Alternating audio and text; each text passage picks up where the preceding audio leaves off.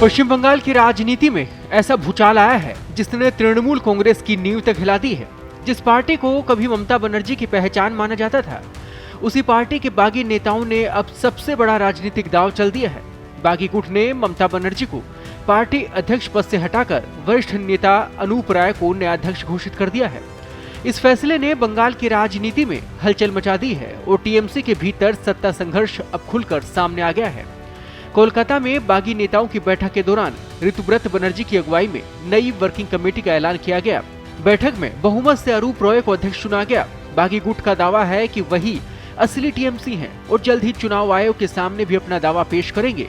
इतना ही नहीं, बागी नेताओं ने ममता बनर्जी को मुख्य सलाहकार की भूमिका स्वीकार करने का प्रस्ताव भी दिया। अनूप राय कोई साधारण नेता नहीं है।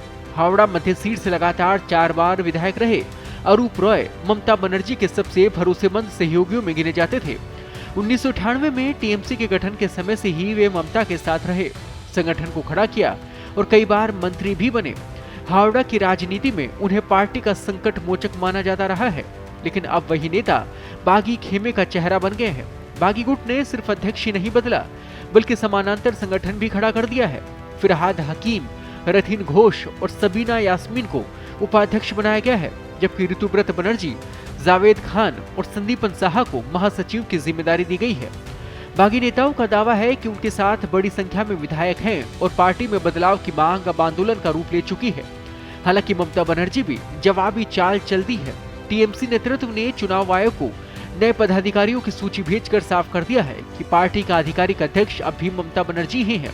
यानी अब लड़ाई सिर्फ नेताओं की नहीं, बल्कि टीएमसी की असली पहचान और नियंत्रण की बन चुकी है। फिलहाल बंगाल की राजनीति एक निर्णायक मोड़ पर खड़ी है।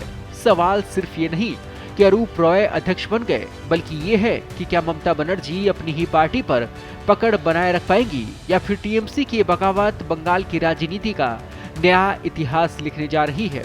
ताज़ा अपडेट्स और बड़ी खबरों के लिए बने रहें पत्रिका के साथ। मैं हूं आपके साथ कृपाशंकर शर्मा।